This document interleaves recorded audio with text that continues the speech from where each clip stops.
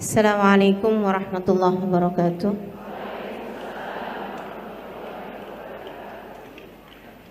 Alhamdulillah. Wassalatu wassalamu ala Rasulillah Muhammad ibn Abdillah wa ala alihi wa sahbihi wa man walah. Subhanaka la ilma lana illa ma 'allamtana innaka antal alimul hakim. Rabbi shrah li sadri wa yassir li amri wahlul 'uqdatan min lisani yafqahu qawli, amma ba'du. Saudaraku sekalian saya muliakan, pergi ke Baitullahil Haram, pergi mengunjungi Ka'bah yang merupakan pusat ibadah umat Islam, menghadap ke arah Ka'bah, ke arah kiblat yang kiblatnya adalah Ka'bah. Bangunan kecil itu teman-teman disebut sebagai Baitullah, sebagai rumah Allah. Bukan artinya Allah berada di sana, sebagaimana bukan artinya Allah ada di atas langit atau surga atau Firdaus al-A'la atau Sidratul Muntaha. Tidak, sebab Allah tidak berarah. Itu hanyalah Ka'bah, hanyalah bangunan yang Allah nisbatkan dirinya dengan bangunan tersebut. Bukan berarti bangunan yang lain bukan miliknya Allah. Kayak semacam gini loh.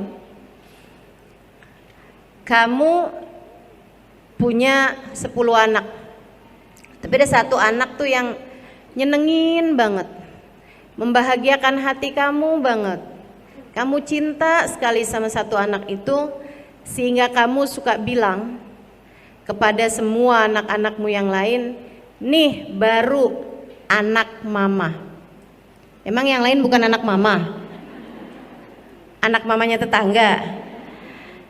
Semua anakmu, semua anak mama, tapi secara khusus seorang anak disebut sebagai anak mama ketika anak tersebut sangat dicintai oleh mamahnya. Demikian pula dengan Baitullah, teman-teman saya sekalian, semua jengkal bumi milik Allah. Semua jengkal bumi diciptakan oleh Allah SWT. Bahkan bukan hanya di bumi, tapi juga di langit-langit sana dan di alam-alam yang kita nggak tahu, teman-teman saya sekalian. Semua milik Allah, semua diciptakan oleh Allah SWT.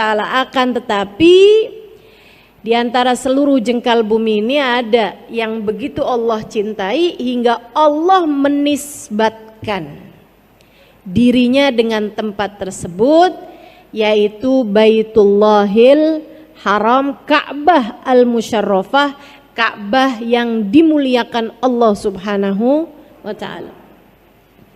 Siapa sih yang bangun Ka'bah pertama kali? Nabi Adam alaihissalam. Teman-teman, Ka'bah dengan Hajar Aswad yang ada di salah satu sisinya, Hajar Aswadnya itu dulu diturunkan oleh Allah Subhanahu wa ta'ala bersama dengan beberapa barang yang turun dari surga saat Nabi Adam dengan Siti Hawa turun ke atas muka bumi. Siti Hawa sama Nabi Adam tuh waktu diturunkan ke atas muka bumi, ada beberapa barang yang ikutan turun. Dan barang-barang ini teman-teman saudara sekalian, istilah kita sekarang bolehlah dikatakan bahwa merupakan barang-barang paling sakti. Apa aja tuh yang turun? Satu, Hajar Aswad, batu yang dulunya berwarna putih bersih, turun bersama Nabi Adam. Yang lainnya ada cincin. Cincin ini apabila dipakai maka akan menjadikan siapapun yang memakainya ditaati, ditunduki oleh semua yang ada di alam semesta. Bukan hanya manusia, tapi juga bangsa jin. Siapapun yang pakai cincin ini semuanya patuh, taat sama dia gitu. Sama yang pakai. Siapa nih yang pakai cincin ini? Sekarang nggak ada. Tapi yang terakhir makainya adalah Nabiullah Sulaiman alaihissalam. Cincinnya Nabi Sulaiman. Sampai bikin binatang semua tunduk sama Nabi Sulaiman. Bangsa jin semuanya juga tunduk kepada Nabi Allah Sulaiman. Kabarnya dalam dunia persihiran cincin ini masih terus dicari. Jadi kalau ada ibu-ibu lagi jalan,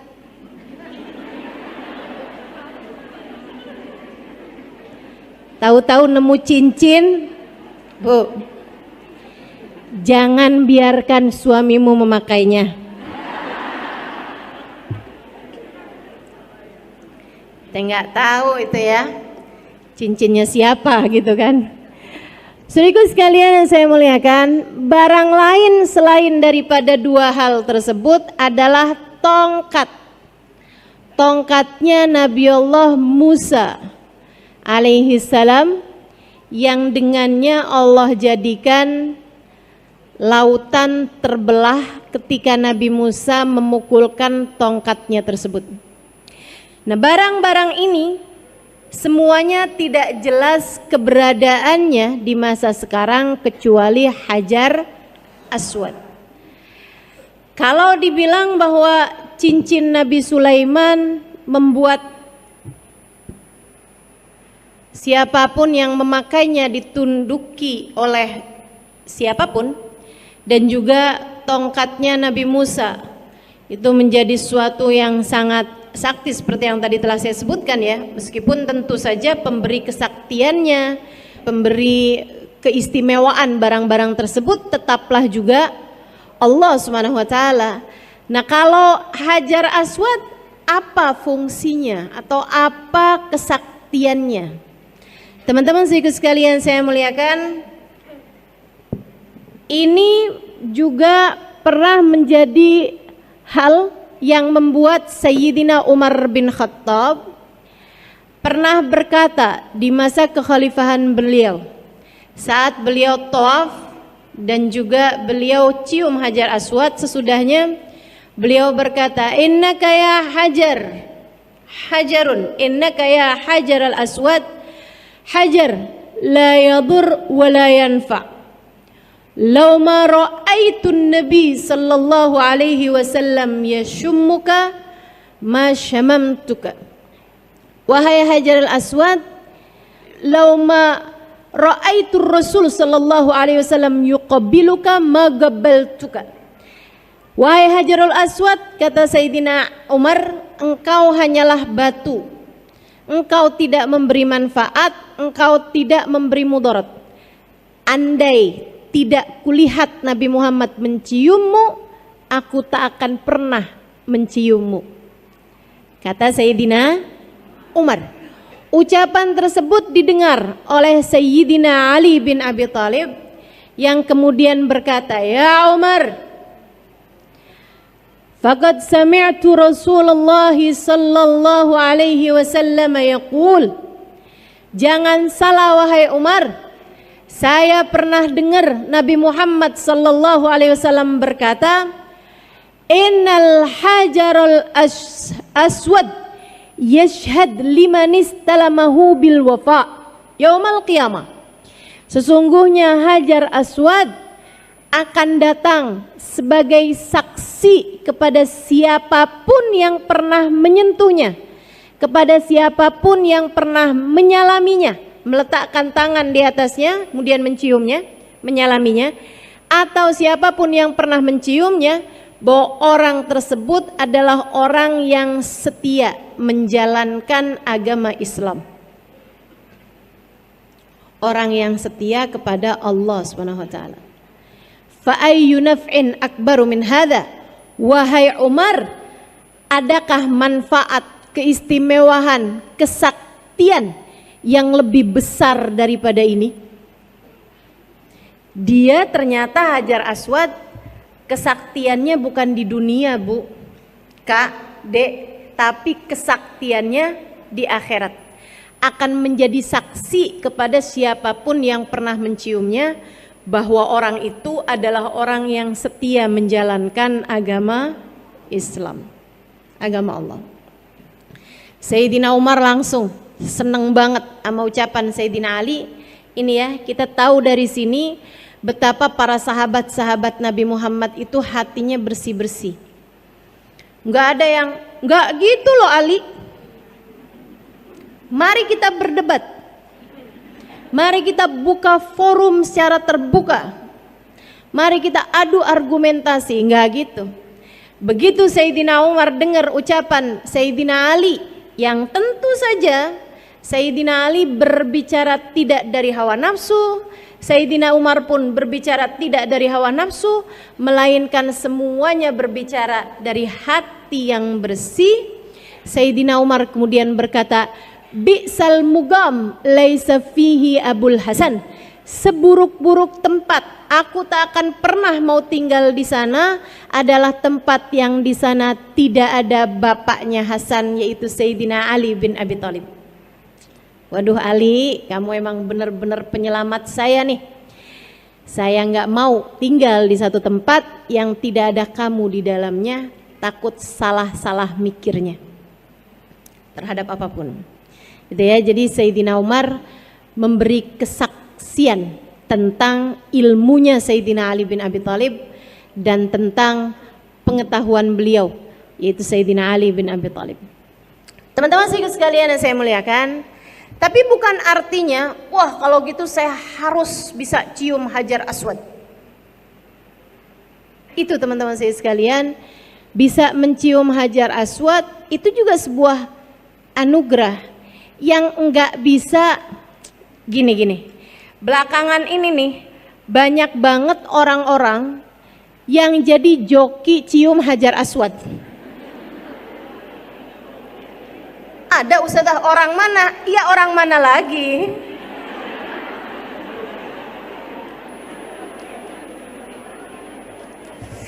Kita tahulah oknumnya. Dari mana tuh ide-ide jokiin sesuatu. Saudariku sekalian yang saya muliakan, jadi ada tuh, saya pernah disamperin. Bukan saya pernah jadi joki ya. Saya pernah disamperin. Dia bilang, "Bu, cium Hajar Aswad, Bu. $100, Bu, $100." $100. Akhirnya saya cuekin aja. Dia bilang, "Bu, $200 deh." Turun lagi gitu. Saya cuekin aja. $100, Bu. Saya cuekin aja. Saya cuekin terus gitu maksudnya. Bukan kemudian saya bilang $50 mau. Teman-teman sekalian, kenapa gitu? Yang namanya suap, itu kan namanya suap tuh. Ar-rashi wal murtashi finnar. Kata Nabi Muhammad, yang nyuap sama yang disuap tempatnya di neraka. Saya datang ke Mekah mau ibadah. Ngapain saya datang ke Mekah hanya untuk menambah daftar dosa yang membuat saya layak di neraka? Saya datang umrah buat ngapusin dosa, bukan buat nambahin dosa.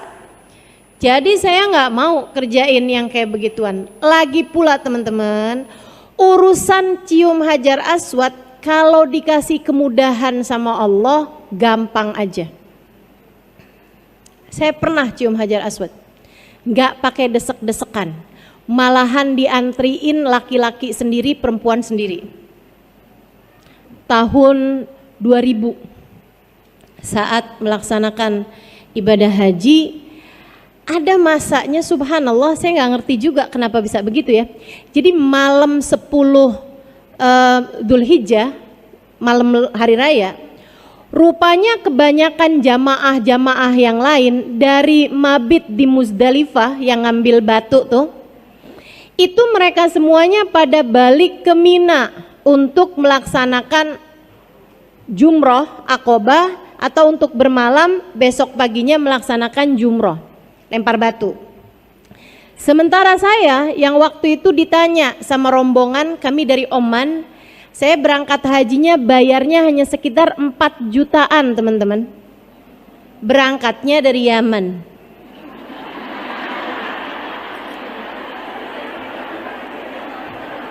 Jangan dikirain sakti. Itu teman-teman saya sekalian, saya waktu itu udah ngajar di Daruz Zahra. Jadi ketika rombongan kami nih satu bis, terdiri kebanyakannya dari teman-teman saya dari Oman dan warga Oman, warga Salalah tepatnya. Mereka tanya, Ustazah, ini kita habis gini bagusan balik ke Mina untuk Aqobah atau kita tawaf ifadah? Saya bilang dua-duanya boleh. Dua-duanya boleh sebab tawaf ifadah masuk dari muntasifil lail, dari jam 12-an malam ke belakang.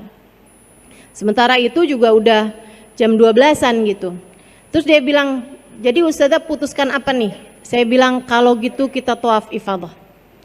Ke Mekah Ustazah? Iya, ke Masjidil Haram. Kita pun berangkat ke Masjidil Haram dan baru itu saya lihat Masjidil Haram kosong. Masa itu orang kalau lagi ibadah haji, pelaksanaan ibadah haji, Mekah ditutup selain dari jamaah haji. Jadi warga Mekah apa segala macam tuh nggak bisa, nggak boleh ke Mekah gitu. Kecuali besok paginya tuh baru mereka sholat subuh dan itu ya sholat Idul Adha gitu.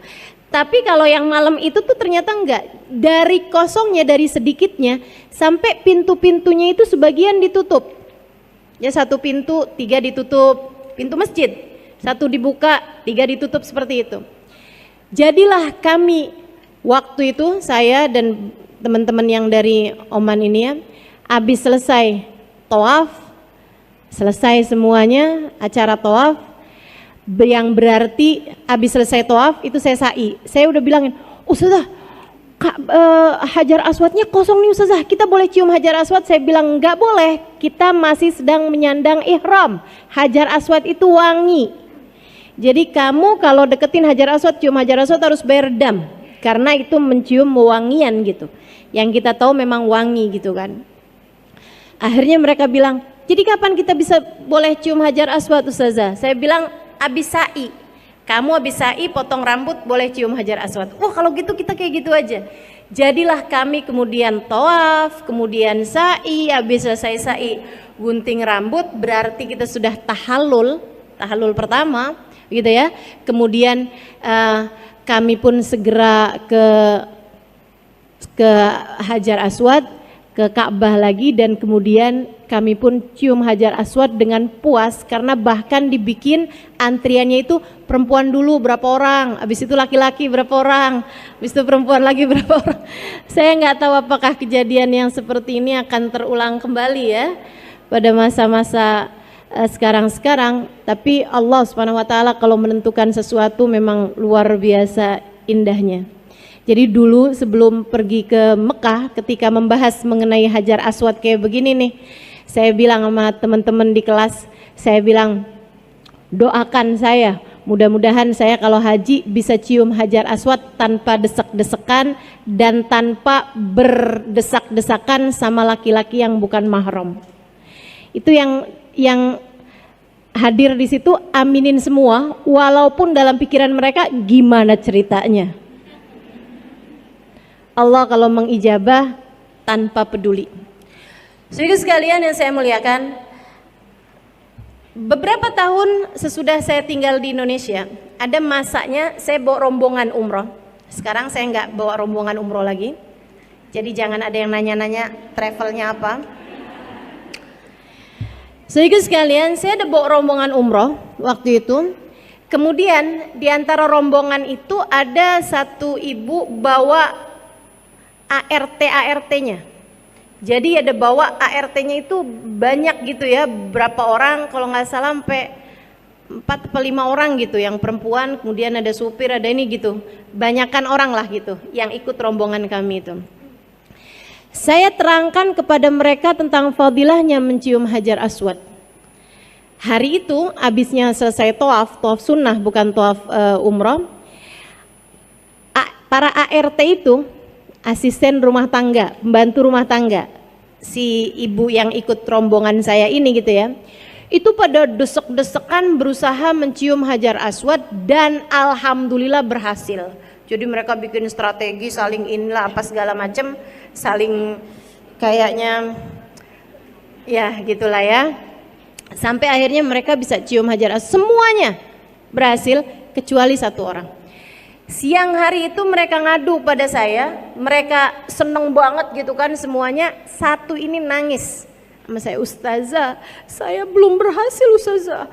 Pas saya udah mau deket nih Ustazah, tiba-tiba saya kedorong, saya ditarik Ustazah, karena memang mau mengerjakan sholat gitu. Jadinya saya nggak dapat Ustazah, dosa saya banyak barangkali ya Ustazah." Nangis beneran.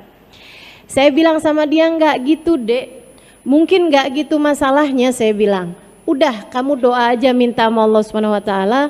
Kalau kamu ngerasa mungkin disebabkan dosa-dosa, banyak istighfar, banyak mohon ampun sama Allah." Dia pun melaksanakan itu semuanya. Besok harinya dia datang pada saya nangis lagi. Ternyata nangisan. Tapi kali ini dia nangis seneng. "Ustazah, saya bisa cium Hajar Aswad lama banget." "Kok bisa begitu?" Dia bilang, "Saya Ustazah desek, akhirnya saya bisa cium Hajar Aswad. Waktu saya lagi cium Hajar Aswad, tiba-tiba aja sepi, gak ada orang di sekeliling saya. Saya udah ngangkat kepala, kok sepi, saya cium lagi. Saya niatin Ustazah, buat Ustazah, buat ini gitu, dia niatin sama dia. Jadi dia nyium sekali buat saya, nyium sekali buat siapa gitu, semua orang diwakilin sama dia. Buat orang tuanya, buat saudara-saudaranya. Saya aneh Ustazah, kenapa kok kepala saya nggak diangkat-angkat gitu.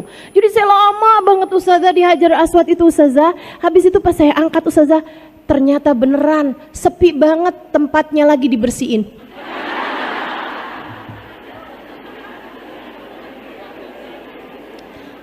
Lagi di pel. Jadi dia sendirian nyangkut di Hajar Aswad.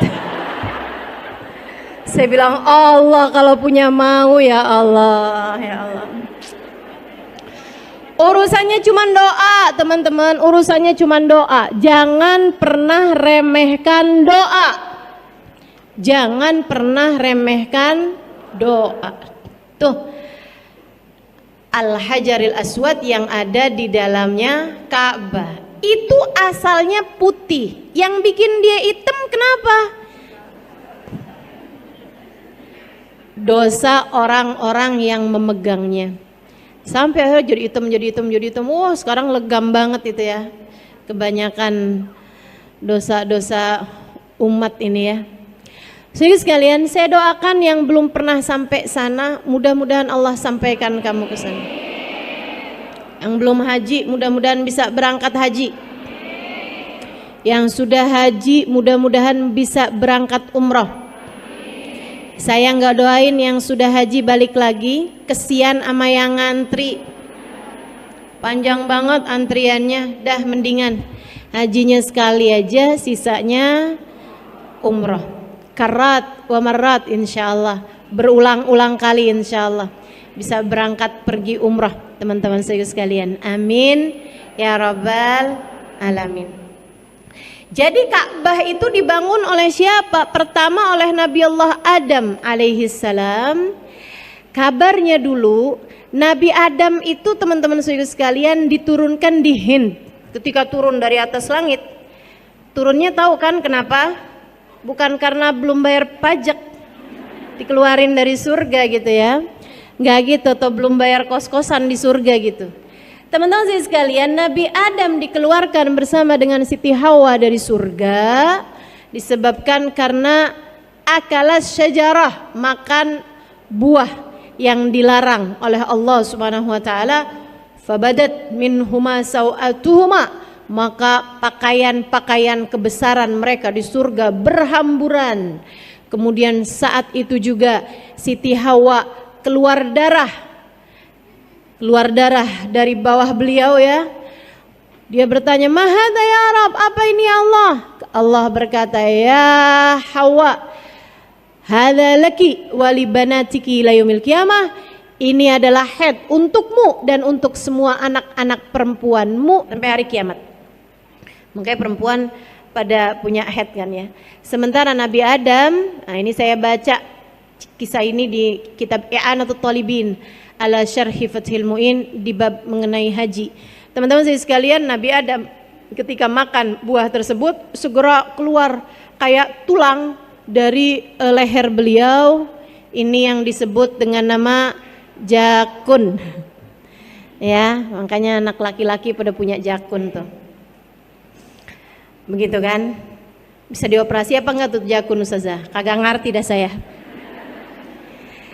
Teman-teman sekalian saya muliakan, nih laki-laki dan perempuan. Kemudian Allah pun menurunkan keduanya di atas muka bumi. Kabarnya Nabi Adam turunnya di Hind, di India sekarang ya. Di India sekarang. Sementara Siti Hawa kabarnya turun di Jeddah. Karenanya kotanya disebut kota Jeddah karena Jeddah artinya adalah nenek moyang, gitu ya. Artinya adalah nenek gitu. Jadinya kota Jeddah itu karena ia adalah tempat turunnya Siti Hawa. Wallahu a'lam. Yang kayak beginian kan sejarah nggak bisa dicari kebenarannya begitu ya. Nah itu teman-teman. Kemudian Nabi Adam pun berusaha untuk menemukan Siti Hawa. Kebayang zaman itu loh, mau nyari orang nanyanya sama siapa? Dinosaurus. Nyari-nyari petunjuk dari Allah Subhanahu wa taala, sampailah kemudian mereka berjumpa, kabarnya di padang Arafah.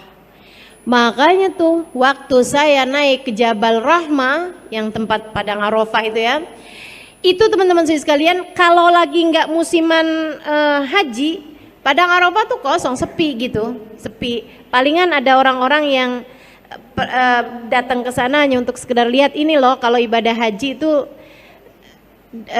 jadi rame karena ini adalah padang Arafah gitu. Nama gunungnya Jabal Rahmah, gunung kasih sayang. Kabarnya di atas gunung situ tuh Nabi Adam dengan Siti Hawa bertemu. Teman-teman sekalian, di situ tuh ada kayak semacam apa sih kalau di pusat kota tuh? Tugu ya, kayak dibangunin tugu gitu di atasnya bukit Rahmah itu. Nah itu banyak banget orang-orang di Indonesia tuh yang suka pada nulis di situ. Andi, Love, Rini.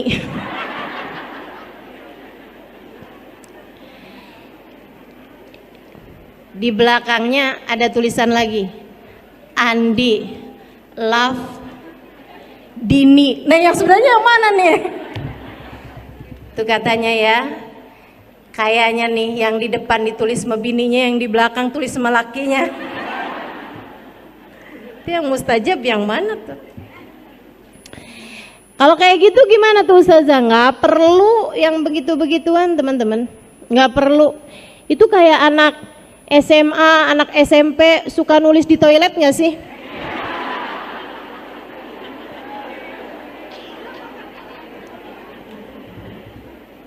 Nggak perlu, sekali lagi ya, ngotorin aja.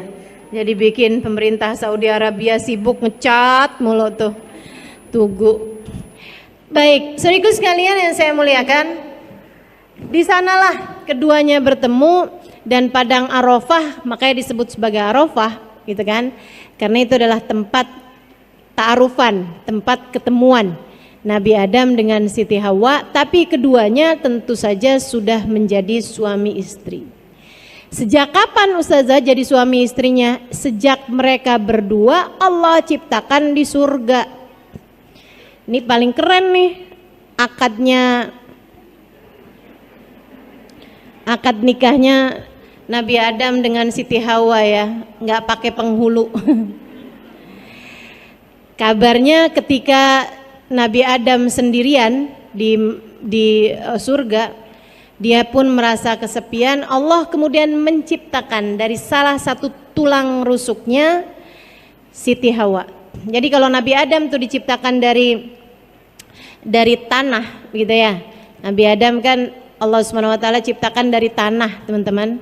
Nah, itu kemudian kalau Siti Hawa diciptakannya dari tulang rusuknya Nabi Adam. Itu Allah SWT menciptakan Nabi Adam dan Siti Hawa, bukan dirimu.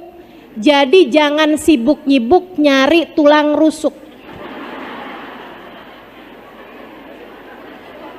Saya nih sebenarnya diciptakan dari tulang rusuknya siapa ya?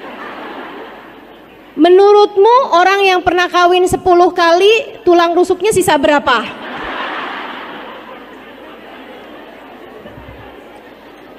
Enggak gitu dek. Terus perempuan yang pernah kawin 3 kali tulang rusuknya barengan gitu. Nah enggak gitu ya. Itu Nabi Adam dengan Siti Hawa aja. Yang Nabi Adam diciptakan dari tanah dan air, sementara Siti Hawa diciptakan dari tulang rusuknya Nabi Adam. Hanya Siti Hawa.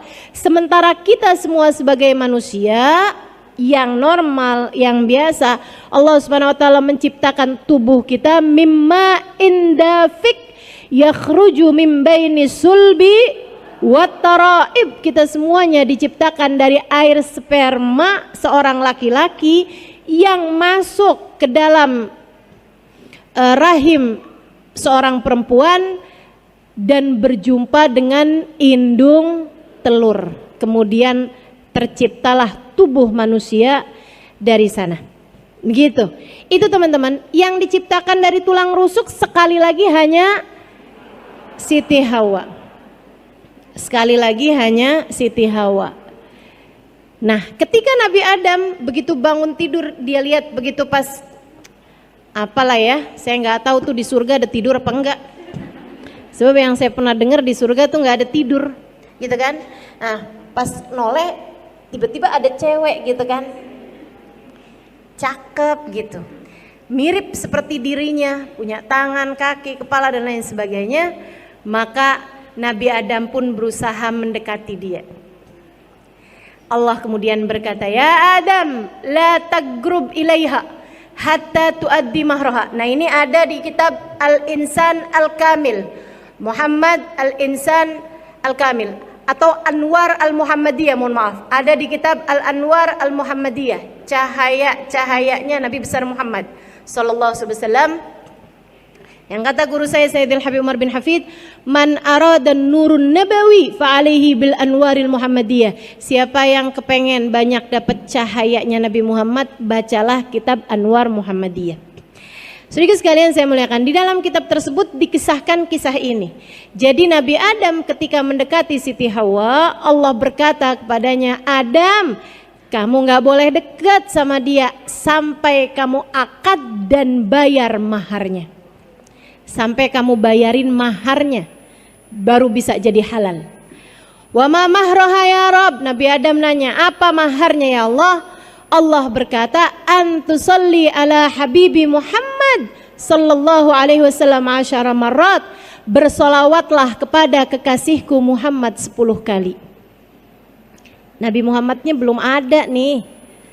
Akan tetapi subhanallah, Allah subhanahu wa ta'ala kemudian menjadikan maharnya Nabi Adam dengan Siti Hawa adalah bersolawat kepada baginda Nabi besar Muhammad sallallahu alaihi wasallam. Makanya memang salah satu hal yang baik untuk kamu perbanyak dalam rangka mudah untuk diijabah hajat adalah bersolawat. Kamu kalau pengen apa-apa, udah banyakin solawat aja dah. Itu senjata kita banget teman-teman. Nabi Adam ini bukan umatnya Nabi Muhammad loh sebenarnya kan. Segitunya aja urusannya sama sholawat, apalagi kita nih yang umatnya. Itu adalah senjata besar, senjata ampuh yang Allah Subhanahu wa taala berikan dalam kehidupan kita ini. Bersolawat kepada baginda Nabi besar Muhammad sallallahu alaihi wa ala alihi wa sahbihi wasallam. Ada beberapa kawan saya pernah ngadu sama guru kami tentang rasa cemburu. Ada gitu. Kita ini kan sebagai seorang istri pasti aja ya, cemburu itu tanda cinta. Gimana nih Ubabah cara nyembuhin hati dari cemburu? Kata Ubabah, cemburu itu sesuatu yang normal. Kalian tahu nggak, Siti Hawa aja cemburu? Kan jadi pertanyaan ya, Siti Hawa cemburu dari siapa? Siapa yang dicemburuin Siti Hawa? Dinosaurus. Siapa nih gitu kan? Yang lain-lain kan malaikat gitu. Jadi kayaknya nggak pantas banget buat cemburu gitu. Namanya bukan makhluk yang sama tuh kan. Ibu-ibu pernah cemburu mayam? Enggak kan? Pernah cemburu sama kucing? Kan enggak gitu. Jadi kita kan cemburu biasanya sama sesama begitu kan ya. Ubabah kemudian bercerita, kabarnya Siti Hawa itu dari cemburunya kepada Nabi Adam, tiap kali Nabi Adam habis jalan keliling-keliling di surga, pulang-pulang tulang rusuknya dihitungin.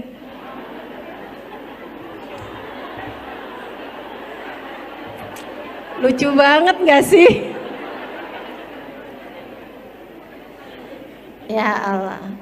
Tulang rusuknya Nabi Adam dihitungin. Khawatir Allah menciptakan dari tulang rusuk yang lain seorang perempuan seperti dirinya.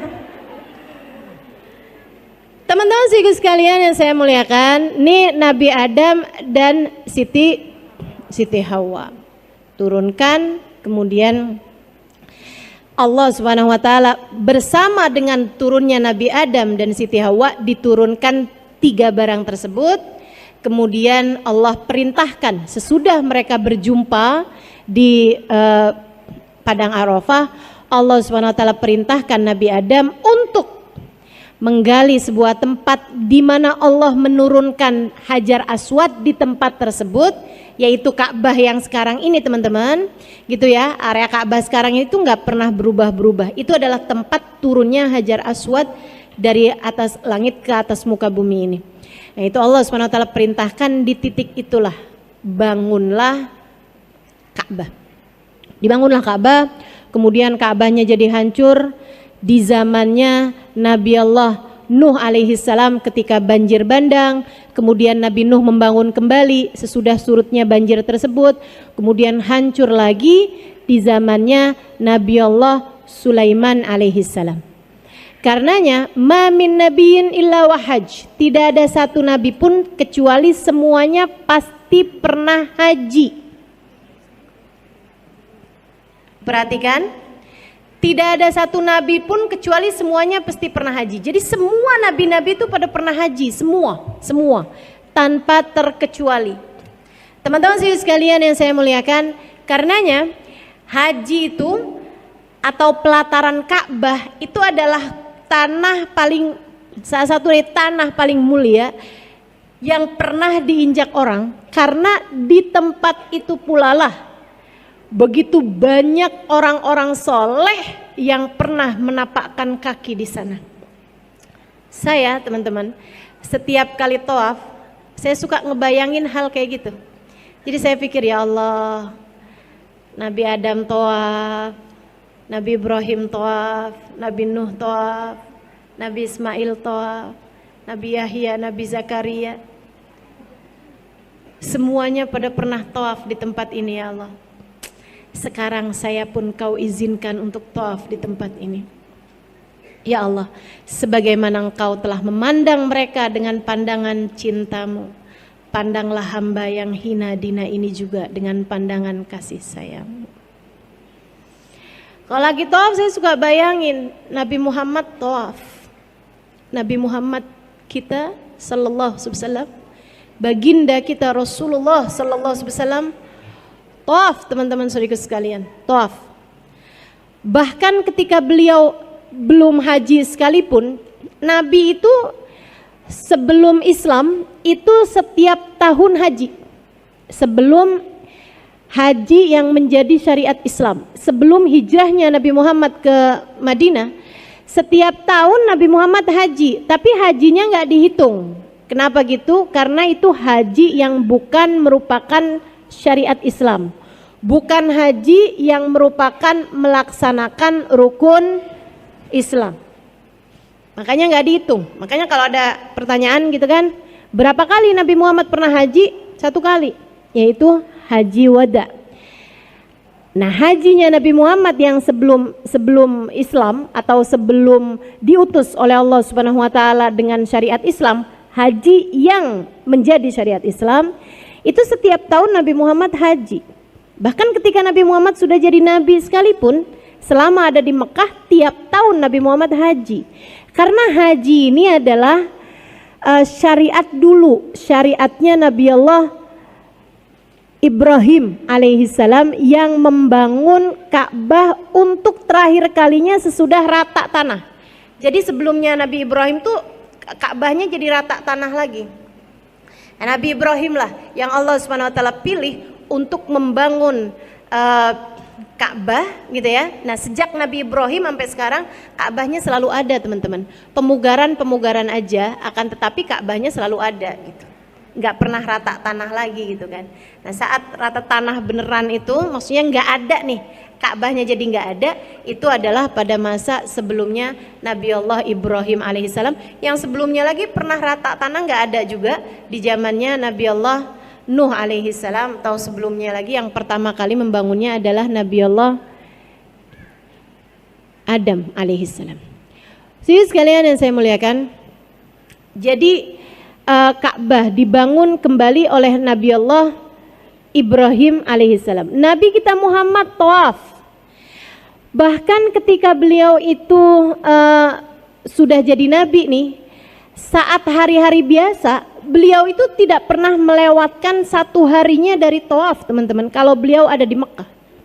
Sebab tawaf itu merupakan penghormatan terhadap Ka'bah. Lain sama sa'i. Sa'i itu hanya ada dalam rentetan ibadah haji ataupun umroh. Sementara tawaf, kamu asal masuk ke area Masjidil Haram, kamu sunnah untuk tawaf. Bahkan disampaikan dalam sebuah hadis bahwasanya innallaha anzal, setiap harinya Allah Subhanahu wa taala menurunkan 120.000 rahmat. 120.000 rahmat untuk Masjidil Haram. Allah baginya 60 rahmat buat yang tawaf, 40 rahmat buat yang sholat di Masjidil Haram, dan 20 rahmat buat yang lihat Ka'bah. Jadi kalau kamu Allah mudahkan, mudah-mudahan Allah takdirkan, di Masjidil Haram ya, yang tentu saja sekarang tidak ada di sana,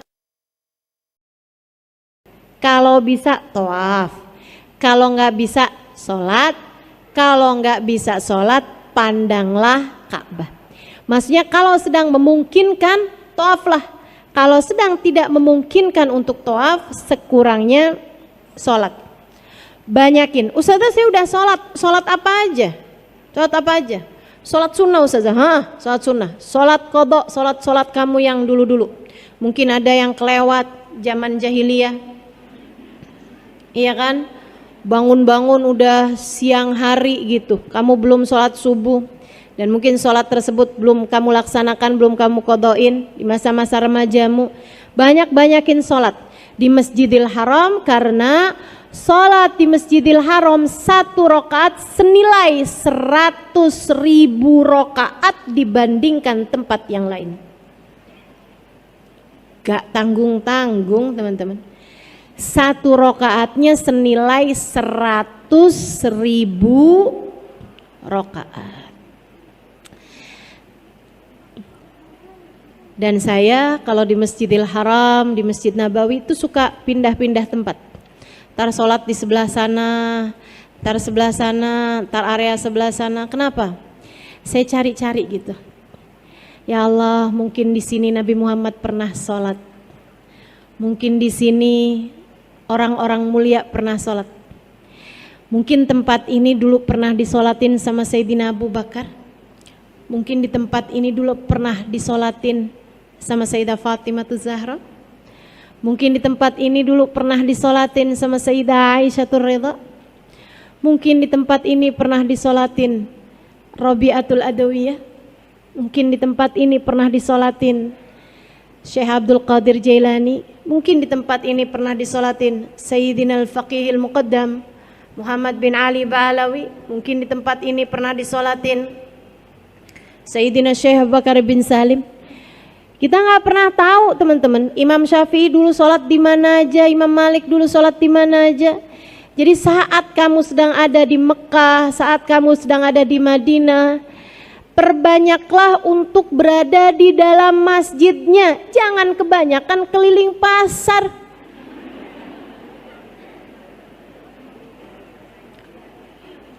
Udah selesai tawaf, udah ustazah, tawaf yang di masjid ataupun tawaf yang di luar masjid. Kamu sholat tawaf di luar masjid? Oh ustazah, pasar itu, mall itu. Dari bin Dawud sampai bin-bin yang lain udah dimasukin semuanya. Teman-teman, kalau cuman sekedar mau beli oleh-oleh umroh, oleh-oleh haji, Tenabang banyak. Mungkin di sini ada yang nggak tahu, orang luar daerah saya kasih tahu dah. Tuh depan pasar Tenabang, ya kan? Kok Ustazah tahu banget? Saya punya pengajian daerah situ. Bukannya saya suka kelilingan di situ ya. Kalau sekedar mau beli oleh-oleh, sekedar mau beli apa gitu kan, tempat yang lain banyak. Tapi kan kalau mau tawaf, di mana lagi kalau enggak di Masjidil Haram? Memandang Ka'bah senilai 20 rahmat turun kepadamu teman-teman saudaraku sekalian. 60 buat yang tawaf, 40 buat yang sholat, 20 buat yang lihat Ka'bah. Sampai dalam hadis disebutkan nadrah ilal Ka'bah ka ibadah sana. Sekali ngelihat Ka'bah kayak ibadah 1 tahun. Sekali lihat Ka'bah kayak ibadah 1 tahun. 1 tahun. Siam naharaha wa qiyam lailaha. Siangnya puasa, malamnya tahajud. 1 tahun. Sekali lihat doang. Saudaraku sekalian yang saya muliakan, sayang-sayang banget kan kalau kita tidak memanfaatkan itu. Pernah ada seorang ulama pas depan Ka'bah meremlek. Tanyain nama muridnya, Kiai kelilipan? Enggak. Kok gitu meremlek Kiai? Biar hitung banyakan. Kata Nabi sekali lihat Ka'bah hidung setahun. Jadi biar banyak kan setahun, 2 tahun, 3 tahun, 4 tahun.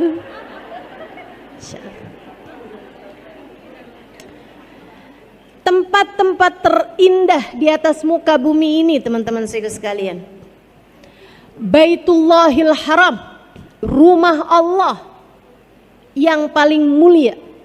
Saudaraku sekalian yang saya muliakan, kebayang gak sih rumah Allah dan di hatimu ketika ada di dalamnya masih berisi selain Allah?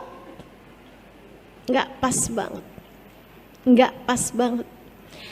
Makanya kalau kamu dimudahkan oleh Allah untuk ada di sana, saran saya, selain Allah telah mentakdirkan dirimu, tubuhmu ada di sana, bawa serta hati dan ruhmu pula di sana.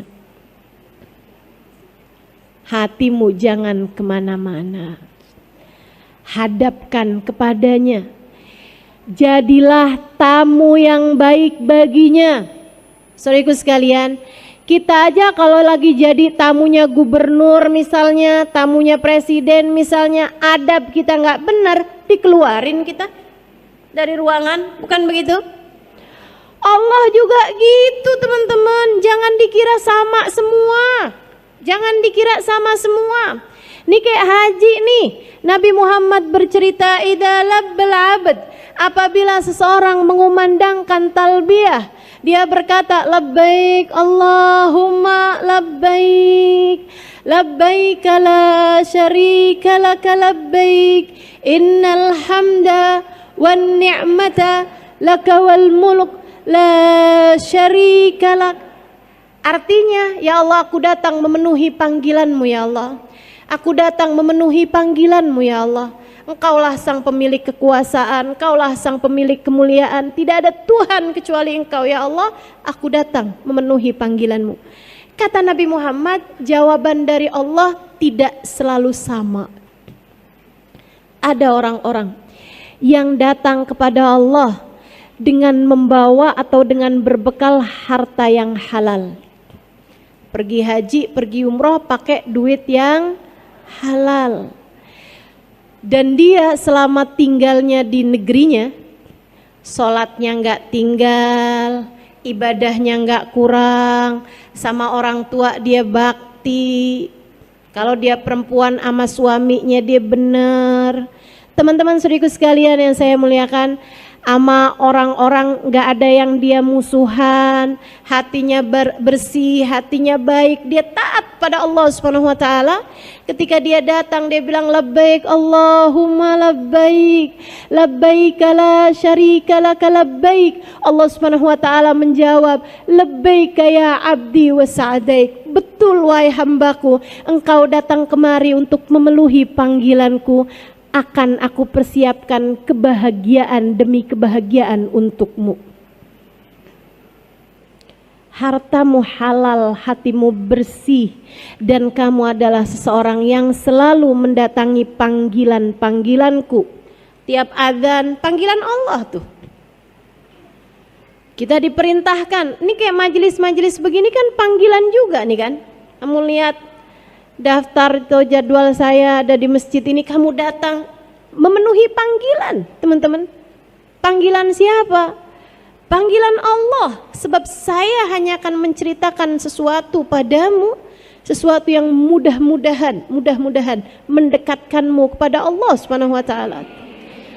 Teman-teman saudara sekalian, kata Allah Subhanahu wa taala, hartamu halal dan kamu adalah hamba yang selalu datang memenuhi panggilanku yang lain. Dan kamu datang dengan membawa hati yang bersih. Hajimu untukku, akulah yang akan memberi balasan padamu. Hajinya menjadi haji yang mabrur, haji yang diterima di sisi Allah. Demikian pula dengan umrah, ketika seseorang mengucapkan yang seperti itu, Allah pun menjawab dengan panggilan yang sama. Sebaliknya, ada orang yang pergi hajinya pakai duit yang haram, hasil korupsi, hasil nipu orang, hasil ngambil warisan saudaranya. Dia pergi dengan harta yang haram. Atau selama ini dia buang-buang, sia-siakan perkara-perkara yang Allah perintahkan padanya. Disuruh sholat dia nggak sholat, atau berantakan sholatnya. Disuruh bangun malam boro-boro, kadang karena kebelet dia kencing aja. Siapa itu yang kayak gitu? Teman-teman sekalian yang saya muliakan, giliran disuruh puasa sunnah berat banget. Giliran dokter bilang badanmu sudah tidak boleh naik lagi, rajin puasanya. Teman-teman saudaraku sekalian yang saya muliakan, orang-orang yang seperti ini, atau seorang istri yang sama suaminya nggak benar, seorang ibu yang menyengsarakan atau menyia-nyiakan anak-anaknya, nuntut dunia mulu sama anaknya. Sebelum kamu bisa beliin mama rumah di Pondok Indah, kamu mama anggap sebagai anak yang gagal. Saudaraku sekalian yang saya muliakan, itu ibu apa preman ceritanya? Ada ibu-ibu yang kalau ngelihat rapot anaknya ada merahnya satu aja dia muntah marah banget. Kok bisa nih anak mama bisa punya ada merah di rapotnya? Dia marah setengah mati. Kamu tuh emang dasar. Segala macam lah umpatan, sumpah serapah kepada anak-anaknya. Dia lupa dulu rapotnya dia merah semua. Hitamnya cuma satu.